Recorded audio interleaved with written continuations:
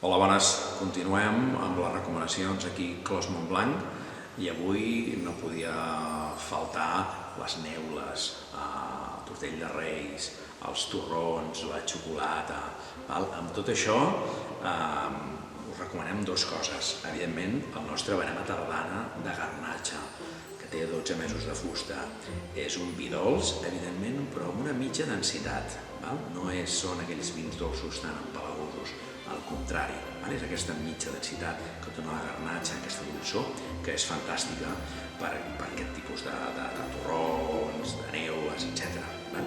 Però també el merlot, el nostre merlot, que té 12 mesos de fusta, perquè la merlot al final et dona una fruita molt madura, que amb les xocolates hi va perfecte. Recordeu, la xocolata més negra amb els vins negres va a conya i amb el nostre merlot hi va fantàstic.